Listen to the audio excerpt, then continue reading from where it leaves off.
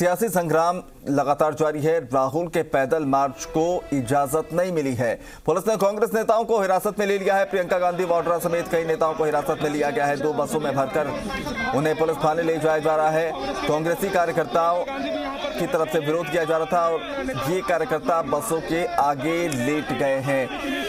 तो बड़ी खबर आपको बता रहे, प्रियंका गांधी वाड्रा समेत कई नेताओं को पुलिस ने हिरासत में लिया है और बसों में भरकर उन्हें ले जाया जा रहा है। 2 बसों में भरकर पुलिस थाने ले जाया जा रहा है, लेकिन कांग्रेसी कार्यकर्ता वहां बस के सामने लेट गए हैं। तो केंद्र के कृषि कानूनों पर सियासी संग्राम छिड़ा हुआ है। एक तरफ किसान जहां दिल्ली की सीमाओं पर डटे हुए हैं, वहीं तमाम सियासी पार्टियां भी इसमें किसानों के साथ खड़ी होती नजर आ रही है। लेकिन केंद्र के कृषि कानूनों पर जो सियासी संग्राम छिड़ा है, उस पर राहुल के पैदल मार्च को इजाजत नहीं दी गई और जो कांग्रेसी कार्यकर्ता पहुंचे थे उन्हें पुलिस ने हिरासत में ले लिया, जिसमें प्रियंका गांधी वाड्रा भी शामिल है। जब उनको बसों में भरकर 2 बसों के जरिए पुलिस थाने ले जाया जा रहा था, उस दौरान कांग्रेसी कार्यकर्ता बसों के आगे लेट गए और पूरा सियासी ड्रामा उस वक्त वहां देखने को मिलने लगा।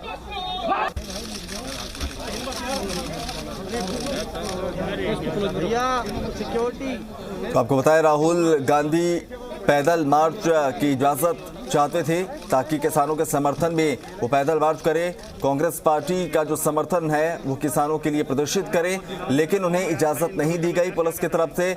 बावजूद जब वहां पर कांग्रेसी कार्यकर्ता जमा हुए तो पुलिस का एक्शन उन पर देखने को मिला। हिरासत में लिए गए कई कांग्रेसी कार्यकर्ता, जिसमें प्रियंका गांधी वाड्रा भी शामिल बताई जा रही है। इन तमाम नेताओं और कार्यकर्ताओं को 2 बसों में भरकर पुलिस थाने ले जाने की तैयारी थी। जैसे ही उन्हें बसों में बिठाया गया, कई कांग्रेसी कार्यकर्ता बसों के आगे लेट गए और वहां पर सियासी ड्रामा, सियासी हंगामा शुरू हो गया। अभी मैं कुछ दिन पहले ऑपोजिशन पार्टीज के लीडर्स के साथ गया और अब हम कांग्रेस पार्टी के जो सीनियर लीडर्स हैं उनके साथ गए।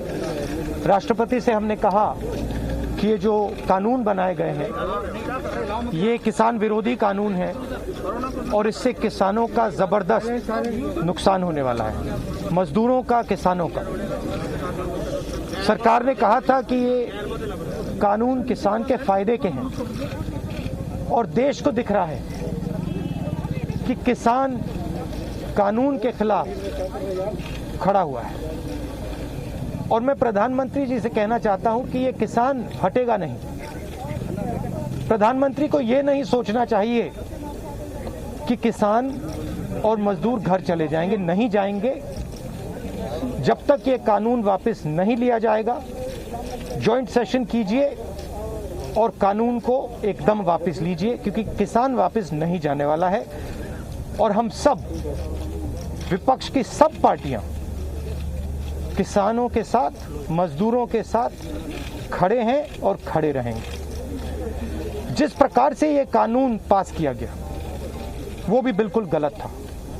बिना डिबेट किए, बिना किसानों से चर्चा किए, बिना मजदूरों से पूछे ये कानून ऊपर से थोप दिए गए हैं और इन कानूनों को हटाना ही पड़ेगा, विड्रॉ करना ही पड़ेगा।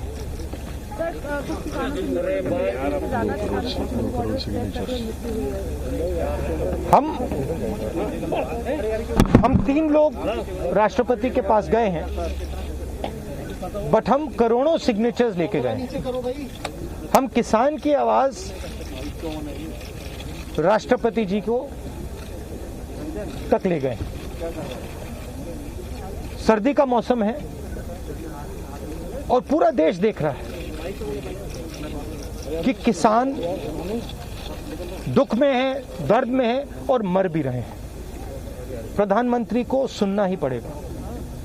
और मैं एडवांस में चीज बोल देता हूं, मैंने कोरोना के बारे में बोला था कि नुकसान होने जा रहा है।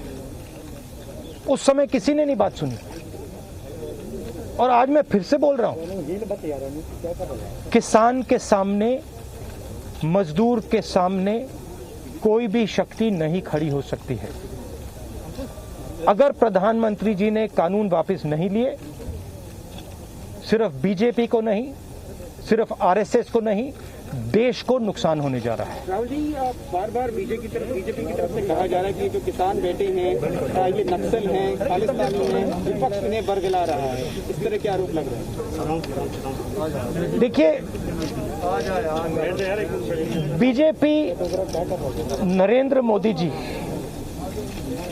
का एक ही लक्ष्य है और वो किसान समझ गया है, मजदूर समझ गया है। लक्ष्य है कि उनके आसपास जो 2, 3, 4 बड़े क्रोनी कैपिटल्स हैं, उनके लिए पैसे बनाने का काम नरेंद्र मोदी जी करते हैं। जो भी नरेंद्र मोदी जी के खिलाफ खड़े होते हैं वो उनके बारे में कुछ ना कुछ गलत बोलते रहते हैं। किसान खड़े हो जाएंगे तो किसान को आतंकवादी बोलेंगे, मजदूर खड़े हो जाएंगे तो मजदूर को आतंकवादी बोलेंगे।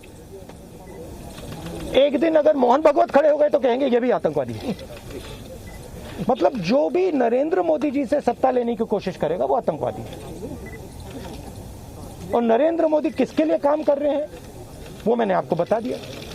उनके 2-3 आसपास के क्रोनी कैपिटलिस्ट हैं जिनको वो पूरा का पूरा हिंदुस्तान पकड़ा रहे हैं।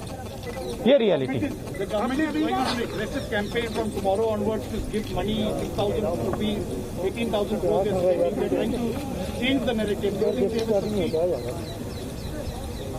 Look, the point is, it's a very simple thing. There are millions of people who live off our agricultural system. तो राहुल गांधी केंद्र सरकार पर हमलावर हैं। आज राष्ट्रपति से मुलाकात करने के बाद